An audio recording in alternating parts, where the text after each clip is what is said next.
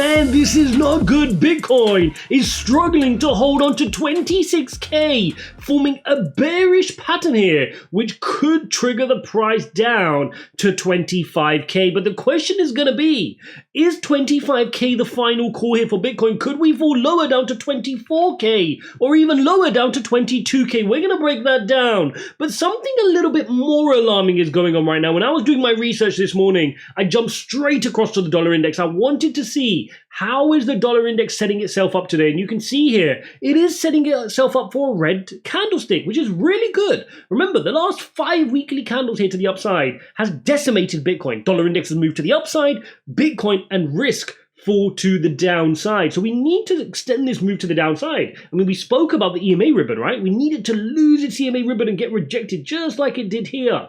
But something weird is going on because the Bitcoin price is still moving to the downside. These are supposed to be inversely correlated. Dollar index is supposed to fall, Bitcoin is supposed to rise. We're not seeing that. I then delved a little deeper. I jumped into the traditional markets and they're moving the way I would expect. They're moving to the upside. They're green. Nasdaq up 0.6%, S&P up 0.4%, Dow Jones up 0.2%. That's right? Risk is rotating on for the traditional markets. So that means this move here on Bitcoin today, intraday, this red candle, is signs of a bigger pullback, which is crypto specific. And so when we jump onto this 4-hourly candles here, you can see Bitcoin is forming a bearish continuation pattern, right? These patterns, normally, you would take the full extended move of the pole, which is a scary price target, right? If I was to show you the full price target, which again, I'm not calling for, I'm just going to show you so you guys can see. You take this full extended move and you apply it to the point of breakout. Again, if you want to learn this kind of stuff, ijaz.uk/TA. But the scary thing is, this price target brings you all the way down to 22.6. Now, if you don't want to take that price target, you can take a more conservative one, right? You can just take this length here and apply that to the point of breakout. And straight away, you can see that already brings you down to the horizontal support, which we have at 25k. So I'm looking out for 25k and I'm looking for opportunities to buy the dip there. But remember, there are bigger forces to play here.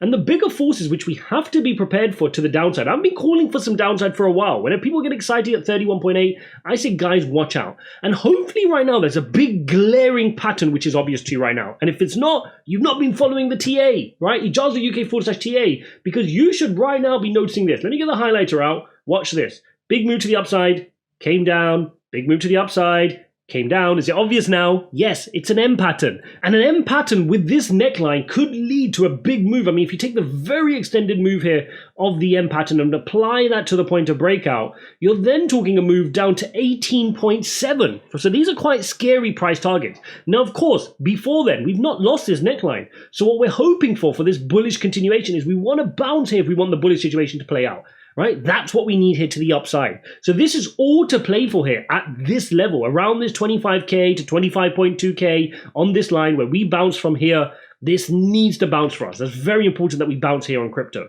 Like I said, the worrying thing is that money is flowing out of crypto. If you take a look here at total, which is the total crypto market cap, we lost over, in this candlestick, 8% of crypto's market cap last week. This week so far, we've lost another 0.6%, and the week has only just started, right? If this trend continues and we lose like we did last week, which was about $100 billion of valuation in crypto, it could be a painful couple of weeks ahead, right? So we've got to be prepared for those price points to the downside. At the same time, we've got to understand what's going on with fear. This market's starting to get a little bit fearful, right? When the fear comes in, other people start shorting on that fear to take advantage of that fear to pry out those Bitcoins from those weak hands. And so that could lead to a cascading effect of the liquidations. So we've got to keep an eye on that here in this market. Altcoins, nothing to report on, right? Altcoins is going to be a bloodbath, as you'd expect here across the wider markets. Right now, we have to pay attention to Bitcoin and we have to be prepared for some of these lower price points. I'm going to try to give you guys a little bit of comfort here around why you don't want to panic necessarily. So you guys know we lost our weekly EMA ribbon. If I scroll back here and show you one of the last times when we lost the weekly EMA ribbon, I'm going to go back to March 2020, which of course we know was that pandemic period. What happened thereafter? Well, you had a big tumble here, right? The weekly candle was lost on this one where we dropped 5.6% in the week. The following week, Bitcoin dropped by 33%. Complete bloodbath in the crypto space, dropping to lows of 3,800, right? But thereafter, you saw the dip starting being bought. You had 1, 2, 3, 4, 5, 6, 7, almost 2 months here of continuous climbing on Bitcoin, eventually getting back to where it was above the EMA ribbon. But here's what's powerful. After that, we never looked back. We stayed above the EMA ribbon, ensuing into our bull run here to the upside. So very, very important. This was the final shakeout. Yes, they used the excuse of the pandemic at the time, but this was the final shakeout, which would have been horrific, guys. 33% fall here to the downside before 2 months of recovery and then eventually the bull run. So we've got to remind ourselves now, coming to the current day, that we could be in a similar situation, right? If you look at the last time here, we lost the EMA ribbon.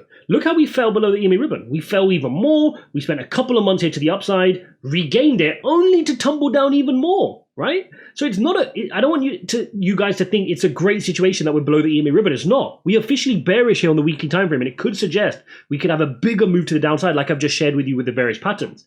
But that's not enough for me to get shaken out of this market. If Bitcoin wants to go to 25, if it wants to go to 22, heck, if it wants to go to 18 or 15.5, I'm going to take those dips, right? Because those dips could be the final dips potentially before the next bull market roars us to the upside. Now, if you guys want to learn TA, ijaz.uk/TA, make sure you're getting those good entries, a bit of TA knowledge. You know, working through my TA course is going to put you in the top 1% of people who claim they do TA, right away, because most people know nothing about TA. Now, there is one more narrative which could provide us some saving grace, and that could be if we get a pause by the FOMC. Could it be that Jerome Powell saves us, right? And in 1 month time from now, 4 weeks away, September the 20th, the market is 90% sure right now. They priced in 90% that we're going to get a pause. We're coming to the end of the rate hiking cycle. So that's another thing that's on the radar here, on the horizon here, for us to move to the upside. And linking that back to what I showed you earlier, when Bitcoin fell below its EMA ribbon, that coincided with the start of the pandemic. And what followed after that? A bunch of monetary stimulus, right? Stimulus in the market, money being printed. And we could be close to getting that money being printed again in the US economy. Whether it's a month, whether it's 2 months, whether it's 3 months away, we're definitely closer to the end of the rate hiking cycle than the beginning, right? When we started this 18 months ago, we were on 0% interest rates. Now we're at 5.25 to 5.5%.